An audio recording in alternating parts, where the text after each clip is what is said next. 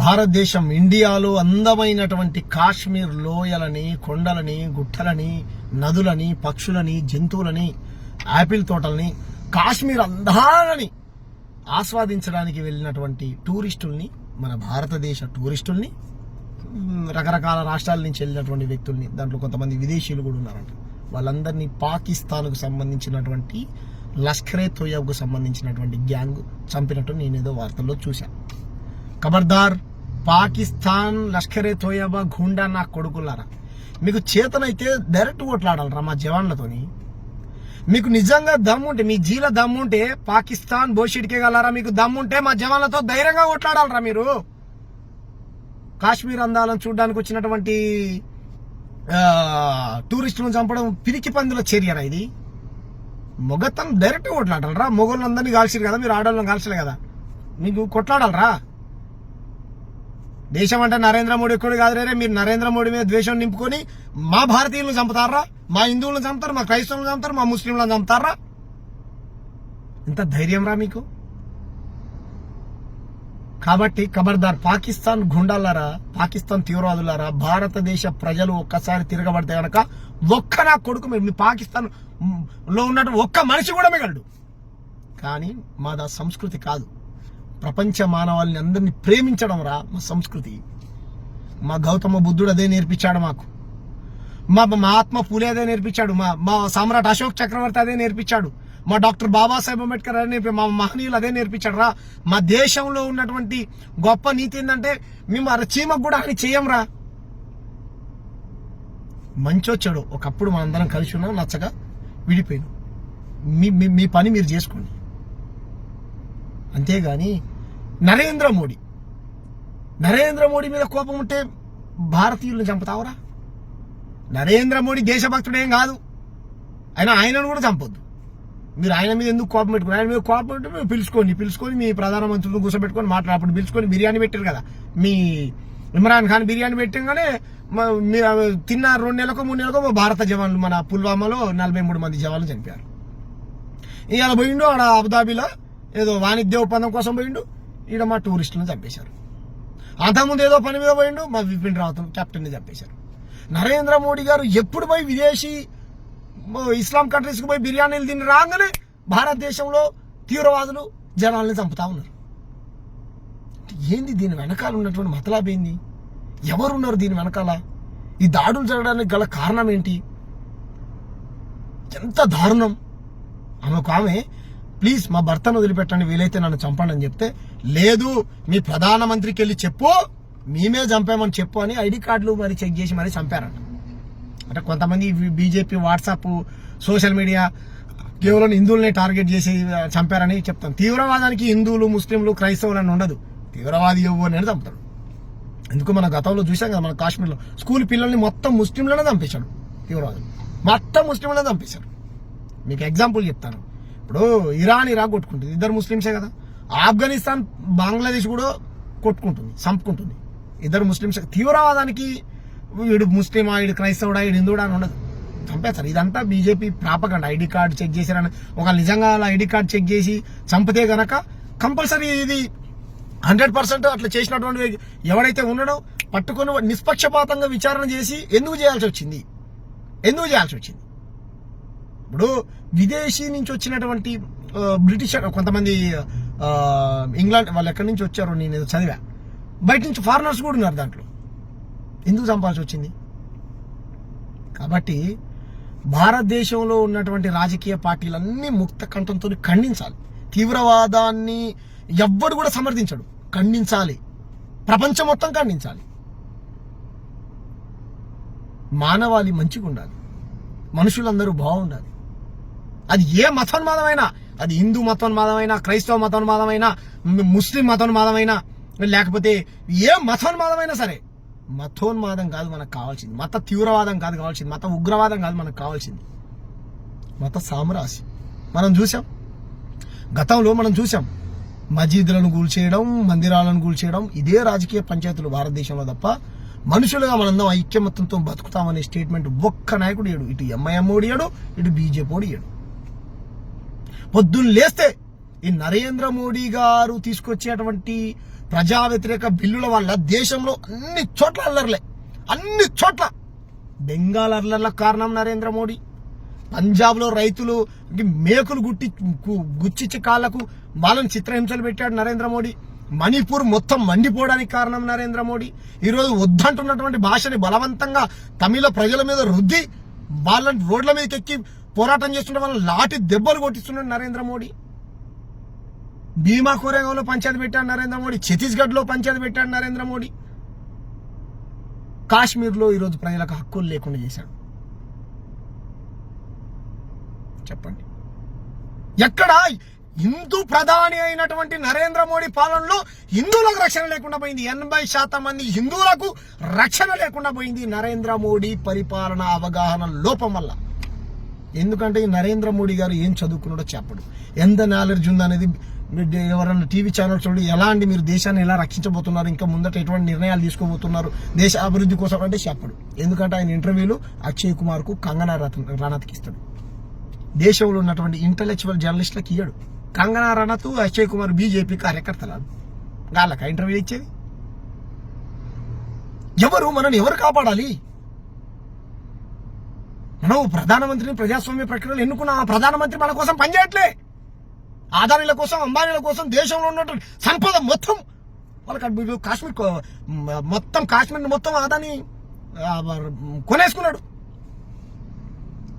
కాశ్మీర్లో ఉన్నటువంటి ముఖ్యమంత్రి ముస్లిం, ఆయనతో వీళ్ళు కూర్చొని చాలా రోజులు భోజనాలు చేసి అమిత్ షా, నరేంద్ర మోడీ, జేపీ నడ్డా, అంతకుముందు ఉన్నటువంటి హోంమంత్రి రాజ్నాథ్ సింగ్ గారు పోయి మాట్లాడారు.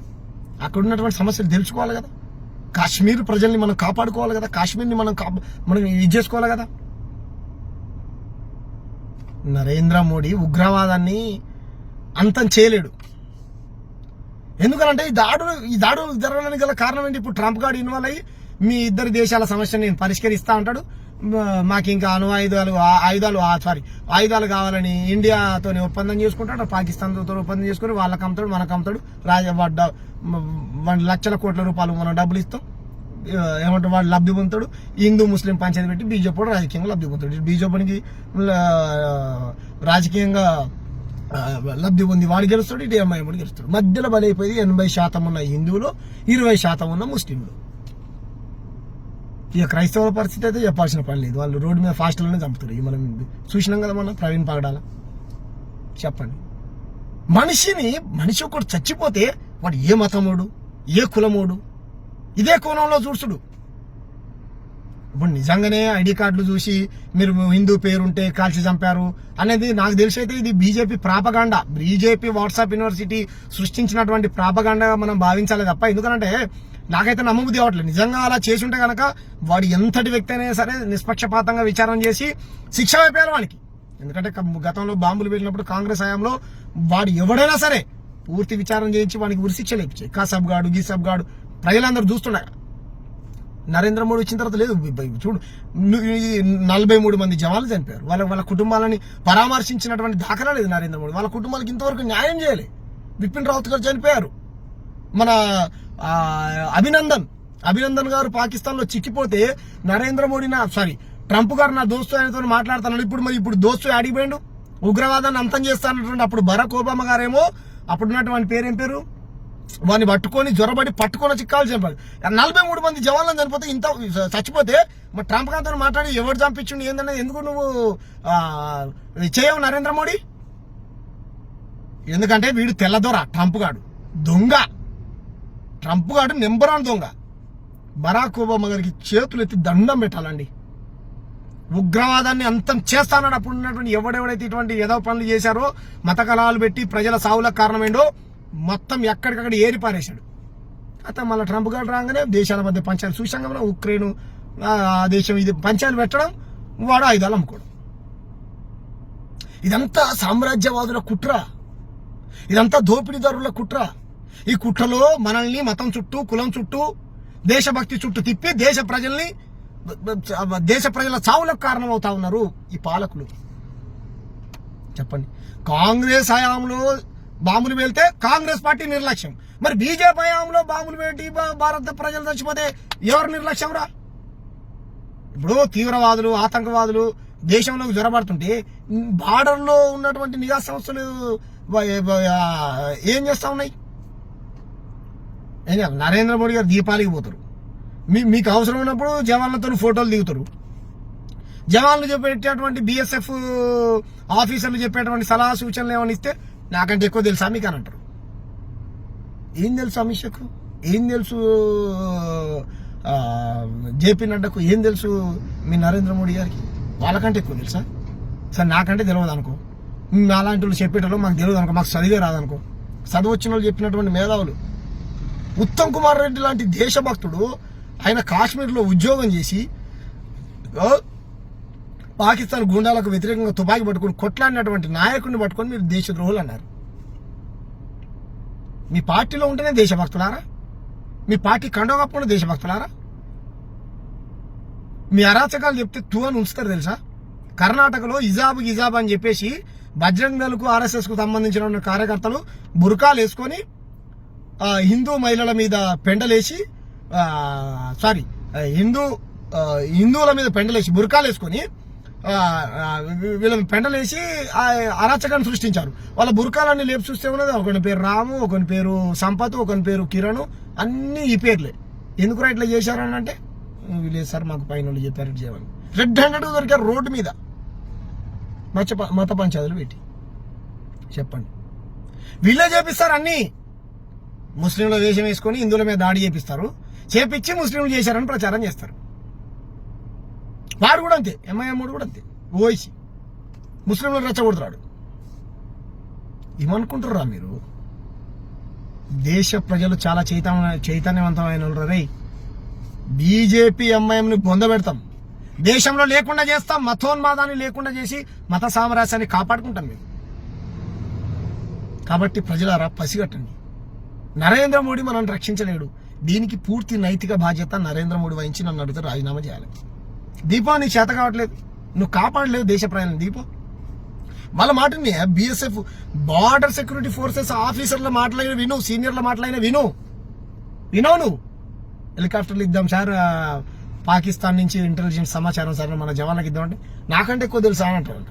చెప్పిన ఒకసారి బిపిన్ రావత్ గారు అన్యాయంగా చనిపోయారు. ఎలా చనిపోయి ఇంతవరకు విచారణ లేదు.